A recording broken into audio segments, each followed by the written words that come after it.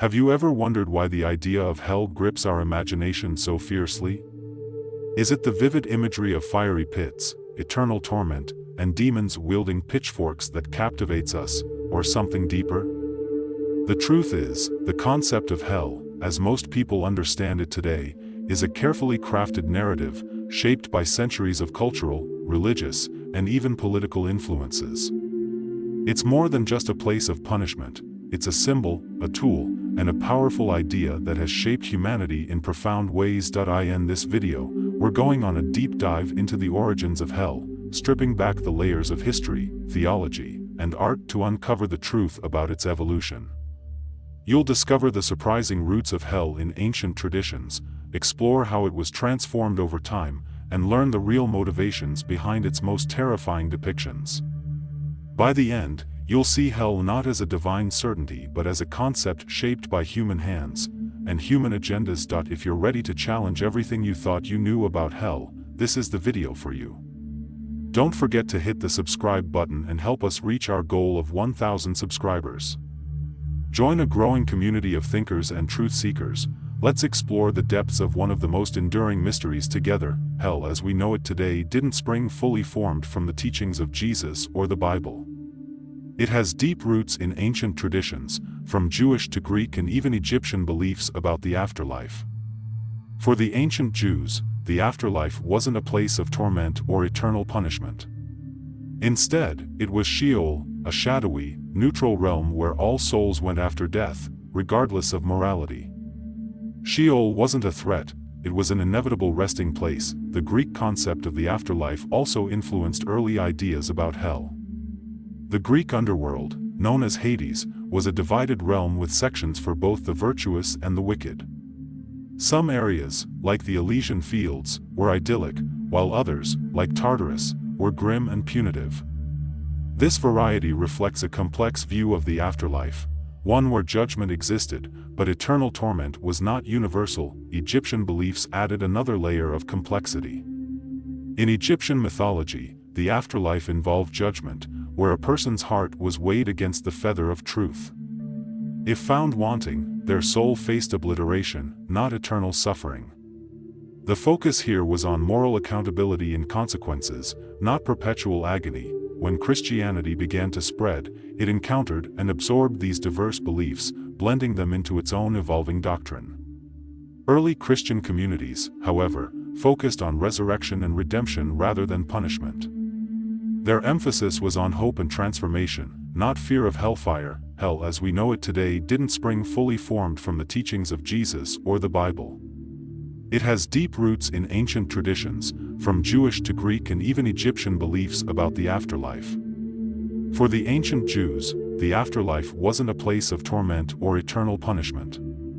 Instead, it was Sheol, a shadowy, neutral realm where all souls went after death, regardless of morality. Sheol wasn't a threat, it was an inevitable resting place. The Greek concept of the afterlife also influenced early ideas about hell. The Greek underworld, known as Hades, was a divided realm with sections for both the virtuous and the wicked. Some areas, like the Elysian fields, were idyllic, while others, like Tartarus, were grim and punitive. This variety reflects a complex view of the afterlife, one where judgment existed, but eternal torment was not universal. Egyptian beliefs added another layer of complexity. In Egyptian mythology, the afterlife involved judgment, where a person's heart was weighed against the feather of truth. If found wanting, their soul faced obliteration, not eternal suffering. The focus here was on moral accountability and consequences, not perpetual agony. When Christianity began to spread, it encountered and absorbed these diverse beliefs, blending them into its own evolving doctrine. Early Christian communities, however, focused on resurrection and redemption rather than punishment.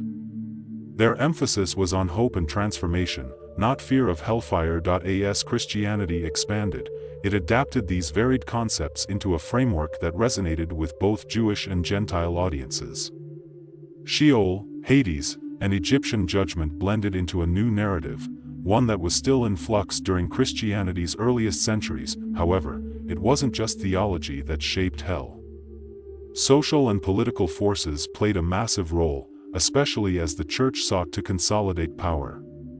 Over time, hell evolved from a nuanced afterlife concept into a tool of influence and control. By understanding these roots, we can see that the hell we think of today, fiery, eternal, and punitive, isn't the product of any single tradition. It's a patchwork, stitched together over centuries by cultural, religious, and philosophical forces. One of the most important figures in the discussion of hell is, of course, Jesus. But his teachings on the subject are often misunderstood or misrepresented. When Jesus spoke about hell, he frequently used the word Gehenna, a term that referred to a real location just outside Jerusalem. The Valley of Hinnom. Gehenna was notorious in Jesus' time. Historically, it had been associated with child sacrifices to the god Molech, a practice condemned in the Hebrew Bible. By Jesus' era, it had become a garbage dump where waste, including dead animals, was burned. The fires of Gehenna were real, but they were not metaphysical. When Jesus referred to Gehenna, he used it as a powerful metaphor for destruction and moral decay. He wasn't describing a supernatural torture chamber but warning against the consequences of living a life devoid of compassion, righteousness, and justice.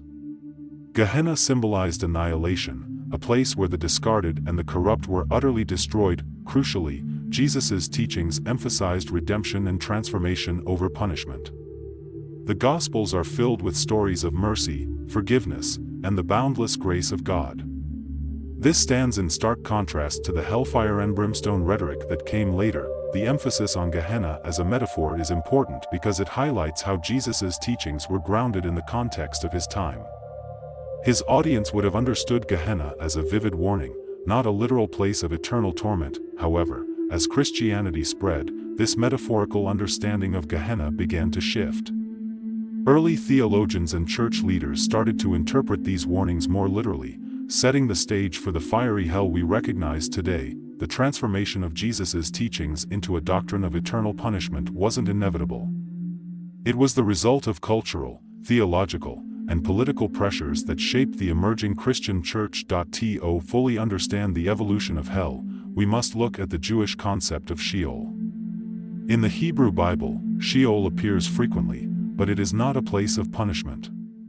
Instead, it is a neutral realm where all the dead go, regardless of their moral character. The descriptions of Sheol are vague, emphasizing its shadowy and quiet nature.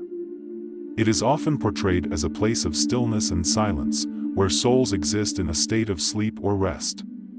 There is no torment, no fire, and no active punishment in Sheol. This understanding of the afterlife reflects the worldview of ancient Jewish culture, which focused more on the present life and one's relationship with God than on detailed speculations about what happens after death.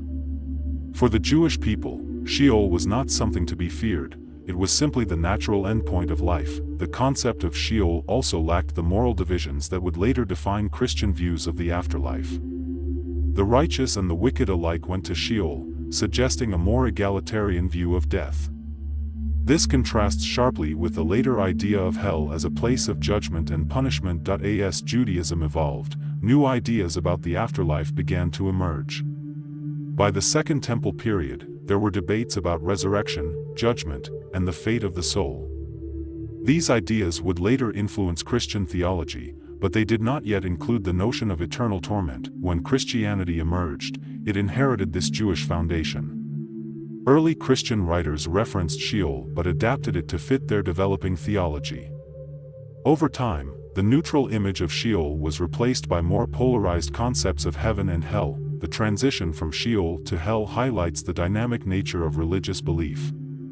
What began as a simple, neutral concept evolved into something far more complex and, ultimately, far more terrifying. The Greek underworld, known as Hades, played a significant role in shaping early Christian ideas about the afterlife. In Greek mythology, Hades was the realm of the dead, ruled by the god of the same name. Unlike the fiery hell of later Christian doctrine, Hades was a diverse and multifaceted place. It had different sections, each tailored to the moral character of the souls who entered. The virtuous went to the Elysian fields, a paradise of peace and joy. The wicked, however, faced judgment in Tartarus, a dark and grim part of the underworld. this division of the afterlife reflects the Greek emphasis on justice and moral order. While some souls faced punishment, it was not eternal for all. The punishments in Tartarus were often described as corrective, designed to balance the scales of justice rather than inflict endless suffering. Hades also included areas for ordinary souls who were neither particularly virtuous nor especially wicked. These souls existed in a state of neutrality, reflecting a broader understanding of the afterlife that included rest and repose. When Christianity spread through the Greek-speaking world, it encountered and absorbed these ideas. Early Christian theologians, influenced by Greek philosophy, began to incorporate elements of Hades into their developing doctrines of heaven and hell. The blending of Greek and Jewish ideas created a new, hybrid vision of the afterlife. Sheol's shadowy neutrality was replaced by a more structured system, influenced by Hades's divisions. This laid the groundwork for the fiery hell that would dominate later Christian thought. The influence of Hades on Christian theology shows how deeply cultural exchange shaped religious belief.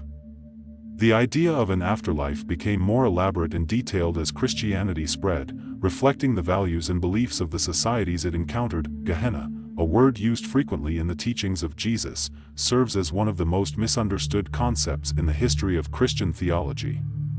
Rooted in the physical reality of the Valley of Hinnom outside Jerusalem, Gehenna was a real, tangible location known for its association with fire and destruction. In ancient times, the Valley of Hinnom had a dark reputation as a site of idolatry, where sacrifices were made to the god Molech. By Jesus' time, however, it had transformed into a garbage dump. Fires burned continuously to consume waste, and the imagery of smoke and flames became deeply ingrained in the collective consciousness of Jerusalem's residents. When Jesus referred to Gehenna, his audience would have immediately understood the metaphorical weight of his words. The imagery of burning waste was a vivid warning about moral decay and the consequences of turning away from compassion and justice. Gehenna symbolized destruction, not eternal torture. Unlike later interpretations, Jesus did not describe Gehenna as a supernatural underworld filled with demons and unending torment. Instead, it served as a powerful visual representation of spiritual and societal consequences. His use of Gehenna was deeply tied to the culture and context of his time. The misinterpretation of Gehenna began as Christianity spread beyond its Jewish roots.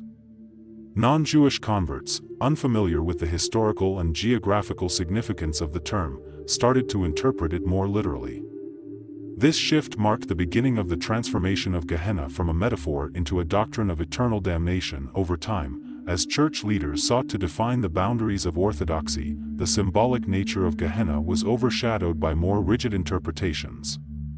The Valley of Burning Refuse became the fiery pit of eternal punishment that we recognize in modern depictions of hell. Understanding the original context of Gehenna reveals the profound difference between Jesus' teachings and later church doctrines. Where Jesus used Gehenna as a metaphor for destruction and renewal, the church reimagined it as a place of unending suffering, reshaping the Christian understanding of the afterlife. The evolution of hell was not purely theological. It was also deeply influenced by philosophy, particularly the ideas of Greek thinkers like Plato. Concepts of justice, the soul, and the afterlife from Greek philosophy became foundational to the development of Christian doctrine. Plato's philosophy introduced the idea of the soul as immortal and inherently moral. His works often explored themes of judgment, punishment, and reward in the afterlife. While Plato's depictions were not tied to eternal torment, they emphasized the idea of consequences for one's actions after death, which resonated with early Christian thinkers. One of Plato's most significant contributions was his concept of justice as balance. He argued that wrongs committed in life must be corrected, either through earthly consequences or in the afterlife. This principle became a cornerstone of later Christian ideas about divine judgment and the role of hell as a place for retribution. As Christianity spread throughout the Roman Empire, its leaders adapted these philosophical ideas to fit their theological framework. The result was a more structured and hierarchical vision of the afterlife, one that included distinct realms for the saved and the damned. Philosophers like Tertullian and Augustine, heavily influenced by Plato, began to articulate a vision of hell that included eternal punishment. For Tertullian, hell was not just a place of justice but a spectacle, a place where the righteous could witness the suffering of the wicked. This disturbing idea would go on to shape the medieval imagination. Augustine's contributions were even more profound.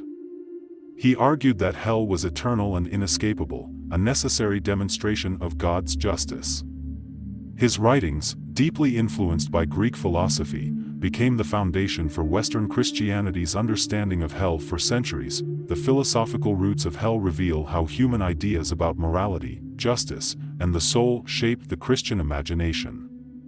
What began as abstract principles evolved into a detailed and terrifying doctrine, blending theology with the intellectual traditions of ancient Greece. As Christianity grew into a dominant force in the Roman Empire and beyond, the doctrine of hell became more than just a theological idea, it became a tool of control. The Church realized that fear was one of the most effective ways to influence behavior, and the concept of hell provided the perfect mechanism for enforcing obedience. In the early centuries of Christianity, the emphasis was on love, forgiveness, and redemption. However, as the Church gained political and social power, its priorities began to shift. Leaders saw the potential of hell as a means of maintaining authority over the masses. The constant threat of eternal damnation created a culture of fear. By preaching the horrors of hell, Church leaders ensured that their followers remained loyal and obedient. Questioning the Church or straying from its teachings was framed as a risk not just to one's earthly life but to one's eternal soul. The doctrine of hell also became a powerful economic tool. The Church introduced the concept of indulgences, payments made to reduce one's time in purgatory or to secure salvation for loved ones. These payments turned the fear of hell into a lucrative source of income, allowing the Church to amass enormous wealth. Hell was also used to suppress dissent. Heretics, or those who questioned Church authority, were not just threatened with earthly punishment, they were condemned to eternal damnation. This silenced opposition and consolidated the Church's power during critical moments in history. Art and literature played a significant role in amplifying the fear of hell. Vivid depictions of eternal torment in sermons, paintings, and manuscripts reinforced the Church's message. These images, though often more imaginative than biblical, became deeply embedded in the popular consciousness. By wielding hell as a weapon of fear, the Church transformed it from a theological concept into a cornerstone of its institutional power. Understanding this history helps us see how the idea of hell was shaped not just by faith but by the desire to control and dominate. Hey there! If you're enjoying this deep dive into the fascinating history of hell, take a moment to hit the subscribe button. Your support means everything to us as we work towards our goal of 1,000 subscribers. Every single subscription is a vote of confidence, showing us that this content matters to you. It's not just a number, it's a growing community of curious, open-minded thinkers who are passionate about exploring the deeper questions of life and faith. By subscribing, you're helping us reach more people, spark more conversations, and bring even better content to this channel. Together, we can make this community thrive, and your support is the key to making that happen. So, what are you waiting for? Smash that subscribe button now and join us on this journey to uncover truth, challenge assumptions, and build something truly meaningful. Thank you for being part of this amazing adventure. Let's hit that 1,000 milestone. With your help, we can do it.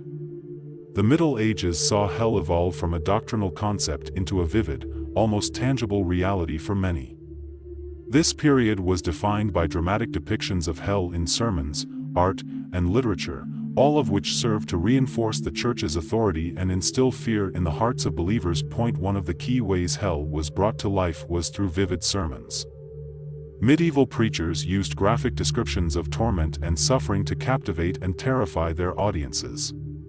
These sermons weren't just about teaching theology, they were theatrical events meant to provoke strong emotional reactions. Art also played a crucial role. Artists like Hieronymus Bosch created grotesque, otherworldly visions of hell that depicted demons, fire, and endless torment. These images became iconic, shaping how people imagined hell for centuries. The art wasn't merely decorative, it was a form of visual propaganda, reinforcing the Church's narrative. Literature added yet another layer. Dante Alighieri's The Divine Comedy is perhaps the most famous medieval work to shape our understanding of hell. Dante's Inferno provided a structured and detailed vision of the underworld, complete with layers of torment tailored to specific sins. While Dante intended his work as an allegory, its vivid imagery was often taken literally. The timing of these developments was no accident. During this era, the Church faced growing challenges, including political instability and dissent. By emphasizing hell's horrors, the Church sought to maintain control over a population that was increasingly questioning its authority. The visual and literary representations of hell also capitalized on the lack of literacy among the general populace. Most people couldn't read the Bible for themselves, so their understanding of theology came from what they saw and heard. The Church used this to its advantage, ensuring that its terrifying vision of hell dominated the cultural imagination. By the end of the Middle Ages, hell was no longer just a theological concept, it was a psychological reality for millions. Its vivid depictions became tools of control, ensuring that fear of eternal damnation remained a powerful force in society. The Renaissance, often celebrated as a period of enlightenment and creativity, ironically played a key role in reinforcing the terrifying imagery of hell. The cultural explosion of this era brought new forms of expression, and hell was a popular subject for artists, writers, and theologians. One of the most iconic examples is Michelangelo's The Last Judgment, painted on the altar wall of the Sistine Chapel. This masterpiece depicts the damned falling into hell, surrounded by demons and chaos. Positioned in one of the holiest sites of Christendom, this artwork became a symbol of divine judgment and eternal torment. The Renaissance also saw the invention of the printing press, which allowed works like Dante's Divine Comedy to reach a much wider audience. For the first time, detailed descriptions of hell could be distributed to people across Europe. This widespread dissemination ensured that Dante's imaginative hell became ingrained in the collective consciousness. As literacy rates began to rise, more people could engage with texts describing hell, both biblical and fictional. These texts often blended scripture with artistic and cultural interpretations, creating a hybrid understanding of the afterlife that leaned heavily toward fear and punishment. At the same time, religious reformers like Martin Luther began to question the Church's teachings on indulgences and purgatory, which were closely tied to the fear of hell. The Protestant Reformation challenged the Church's authority but didn't entirely dismantle the concept of hell. In fact, many Protestant denominations retained a focus on hell as a central element of their theology. The Renaissance's fascination with human anatomy and the natural world also influenced depictions of hell. Artists and writers used increasingly realistic and grotesque details to make their visions of hell more horrifying. The goal was not just to depict suffering but to make it feel visceral and immediate. By the end of the Renaissance, hell had become more vivid, more detailed, and more deeply embedded in the Western imagination. What began as a theological warning had transformed into a cultural phenomenon, reinforced by art, literature, and the growing power of the printed word. One of the most enduring aspects of hell is its psychological impact. The idea of eternal torment taps into some of humanity's deepest fears: pain, isolation, and the unknown. This psychological dimension has made hell a powerful tool not only for religion but also for culture and politics. Fear of hell is deeply personal. The concept of eternal punishment creates a sense of existential dread, forcing individuals to confront their actions and beliefs. This fear can motivate good behavior, but it can also create anxiety and guilt, shaping how people see themselves and their relationship with the divine. From a societal perspective, hell has been used to enforce conformity. By defining certain actions or beliefs as sinful, religious authorities could control behavior on a large scale. Fear of eternal damnation ensured that people followed the rules, even when those rules served the interests of the powerful rather than the common good. The psychological power of hell also extends to its role in storytelling. Tales of damnation and redemption resonate because they reflect fundamental human struggles, choices, consequences, and the search for meaning. Hell serves as the ultimate cautionary tale, warning us of the dangers of moral failure. Hell's imagery, fire, darkness, and torment, has an almost universal appeal. These symbols tap into primal fears that transcend culture and time. They evoke a visceral reaction, making hell feel real even to those who don't believe in it. This psychological grip is one reason hell has remained so influential. Even in secular societies, the fear of punishment and the desire for redemption continue to shape ethics and behavior. Hell may no longer dominate public discourse, but its echoes can be felt in everything from horror films to moral debates. Ultimately, the psychological power of hell lies in its ability to make us question our choices. Whether we see it as a literal place or a metaphor for the consequences of our actions, hell forces us to confront the darkest aspects of ourselves and our world. The Protestant Reformation, which began in the 16th century, was a turning point for Christian theology, including ideas about hell. Reformers like Martin Luther and John Calvin challenged the authority of the Catholic Church, reshaping how millions of people understood salvation, judgment, and the afterlife. One of the central critiques of the Reformation was the Catholic Church's practice of selling indulgences. These payments promised to reduce time in purgatory, a concept closely tied to the fear of hell. Reformers argued that salvation could not be bought and that the Church was exploiting people's fear for financial gain. While the Reformation rejected many aspects of Catholic doctrine, it retained a strong emphasis on hell. Protestant leaders like Calvin doubled down on the idea of eternal punishment, framing it as a demonstration of God's justice. For Calvin, hell was not just a place of torment but a necessary part of divine order. The Protestant view of hell shifted the focus from church authority to individual responsibility. In Protestant theology, salvation was a personal matter between the individual and God. This made the fear of hell even more immediate, as individuals could no longer rely on the Church to mediate their salvation. Despite these changes, the imagery of hell remained consistent. Protestant preachers often used fiery sermons to emphasize the reality of eternal punishment. These sermons were not only theological but also dramatic, designed to provoke fear and repentance. The Reformation also coincided with a rise in literacy and the availability of printed materials. Protestant works often included vivid descriptions of hell, ensuring that the fear of eternal damnation remained a central part of religious life. By the end of the Reformation, hell had become both more personal and more universal. It was no longer just a tool of the Catholic Church, it was a foundational element of Christian theology across denominations, shaping how people understood their faith and their fate. The Enlightenment, beginning in the 17th century, ushered in an era of reason, science, and philosophical inquiry that profoundly challenged traditional beliefs, including the concept of hell. This intellectual movement questioned the authority of the Church, the validity of its doctrines, and the role of fear in controlling human behavior. One of the first major shifts was the rise of deism, a belief system that emphasized reason and rejected supernatural elements, including the fiery depictions of hell. Deists believed in a creator but argued that divine judgment should align with reason and morality, not eternal torment. This view contrasted sharply with the hellfire sermons of the past. The scientific revolution also played a role in diminishing hell's influence. As humanity gained a deeper understanding of the natural world, explanations rooted in fear and mythology lost their appeal. For many Enlightenment thinkers, hell was seen as a relic of superstition, incompatible with the age of reason. Philosophers like John Locke and Voltaire argued that morality should be based on reason, compassion, and justice rather than fear of punishment.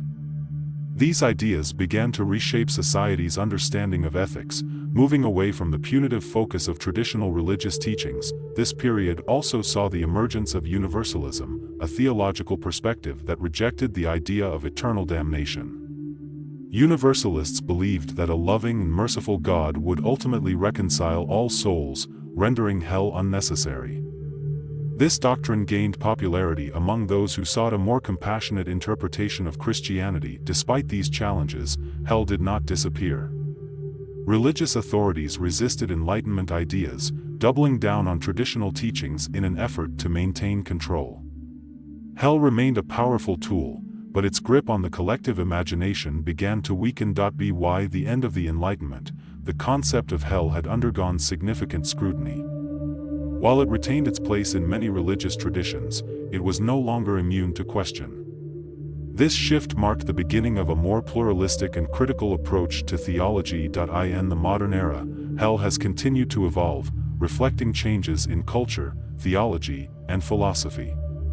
While it remains a core doctrine in many religious traditions, its role and significance have diminished, particularly in secular societies. The 19th and 20th centuries saw the rise of liberal theology, which emphasized God's love and rejected the punitive aspects of traditional doctrine. Thinkers like Friedrich Schleiermacher argued that hell was incompatible with the idea of a merciful and just God. This perspective gained traction among progressive Christian denominations. Psychology also began to play a role in reshaping views of hell. Sigmund Freud and other early psychologists suggested that the fear of hell might be a projection of unconscious guilt or anxiety. This interpretation shifted the focus from theological to psychological explanations for humanity's preoccupation with eternal punishment. In literature and art, hell retained its symbolic power. From the existential musings of Jean-Paul Sartre's No Exit to the surreal horror of Salvador Dali's works, hell was reimagined as a metaphor for the human condition rather than a literal place. These depictions often explored themes of alienation, despair, and moral consequence. The 20th century also saw the rise of atheism and secularism, which challenged the very existence of an afterlife. For many, hell became irrelevant, replaced by ethical frameworks that did not rely on divine judgment. This shift reflected broader cultural trends toward individualism and personal responsibility. Despite these changes, hell remains a potent symbol in popular culture. Movies, books, and television shows continue to depict hell in ways that reflect contemporary anxieties, from environmental collapse to societal breakdown. These representations keep the concept alive, even as its theological significance wanes. In the modern era, hell has become less about divine punishment and more about human struggles. Whether as a theological idea or a cultural metaphor, it continues to challenge us to reflect on the consequences of our actions and the nature of justice. The idea of hell has long transcended religious boundaries, becoming a pervasive theme in popular culture. From literature and film to music and video games, hell remains a source of fascination and fear, serving as both entertainment and social commentary. Dante's Inferno continues to inspire creative works, from graphic novels to video games. Its vivid imagery and layered structure make it a compelling template for exploring themes of sin, justice, and redemption. Each generation reinterprets Dante's vision, adapting it to contemporary issues and aesthetics. In Hollywood, hell has been depicted in countless ways, from the grotesque horrors of Hellraiser to the satirical comedy of The Good Place. These portrayals reflect shifting cultural attitudes, often questioning traditional depictions of good and evil. Music, too, has embraced the imagery of hell. From classical compositions like Berlioz's Symphonie Fantastique to heavy metal anthems, hell serves as a backdrop for exploring human emotion, rebellion, and existential dread. Artists use hell not only to shock but also to provoke reflection on the darker aspects of life. Video games have created interactive hellscapes, allowing players to confront demons, navigate infernal realms, and grapple with moral dilemmas. These virtual depictions often borrow from religious and literary sources, blending tradition with innovation. Hell's persistence in popular culture underscores its enduring power as a symbol. It represents not only punishment but also struggle, transformation, and the human capacity for resilience. These modern interpretations keep the idea of hell relevant, even as its religious significance continues to decline. Through popular culture, hell has become a mirror for society's fears and hopes. It challenges us to confront our darkest impulses while offering the possibility of redemption and renewal. In recent years, many have begun to reimagine hell, moving away from traditional depictions of fire and brimstone toward more nuanced interpretations. This shift reflects a broader desire to reconcile ancient beliefs with modern understandings of morality, psychology, and spirituality. For some theologians, hell is no longer seen as a literal place but as a metaphor for the consequences of rejecting love, compassion, and justice. This perspective emphasizes the transformative power of grace rather than the punitive nature of judgment. Others interpret hell as a state of alienation or separation from God. Rather than eternal torment, it represents the suffering that comes from living outside of harmony with oneself, others, and the divine. This approach shifts the focus from fear to healing and reconciliation. Philosophers and spiritual leaders have also explored the idea of universal reconciliation, arguing that all souls will eventually be reunited with God. This perspective challenges traditional notions of eternal punishment, offering a vision of hope and redemption for all. Even in secular circles, hell retains its symbolic power. It serves as a reminder of the importance of ethical living and the consequences of our actions. For many, the idea of hell is less about divine judgment and more about the choices we make in this life. As humanity continues to evolve, so too does its understanding of hell. Whether seen as a place, a state of mind, or a metaphor, it remains a profound and provocative concept that forces us to grapple with questions of justice, morality, and the afterlife. In reimagining hell, we open the door to a deeper exploration of what it means to live a good life, to seek truth, and to connect with the divine. It's a journey that challenges us to look beyond fear and find meaning in love, hope, and transformation. As we've seen, the idea of hell is far more complex and nuanced than the fiery pits and eternal torment we've been taught to fear. It's a concept shaped by centuries of interpretation, culture, and power, evolving from a symbol of destruction and renewal into a doctrine used to control and influence. But at its heart, the message of Jesus is one of love, forgiveness, and redemption, a call to live with compassion and grace. If this exploration has inspired you to think deeper about your faith or question long-held beliefs, I invite you to take the next step. Subscribe to this channel and follow Jesus's teachings of love, compassion, and truth. Let's continue to uncover the true essence of faith and explore the beauty of a relationship with God that's built on grace, not fear. Your subscription is more than a number, it's a commitment to growing this community of seekers, thinkers, and believers. Together, we can create a space for meaningful conversations that inspire and transform. Hit that subscribe button and be part of this journey. Before I go, let me introduce myself. My name is Josue, and I'm so grateful to have shared this time with you. My mission is to guide us all in exploring faith with open hearts and open minds. Your support, your thoughts, and your presence mean everything to me. Thank you for being here, for listening, and for reflecting with me on such an important topic. Remember, God's love is infinite, and you are never alone on your journey. Let's keep growing together, one step, one thought, one act of faith at a time. I'll see you in the next video. Take care, stay blessed, and know that you are deeply loved. Until next time, my friends, peace be with you. Subscribe now and follow Jesus's teachings. Together, let's build a community rooted in love and truth.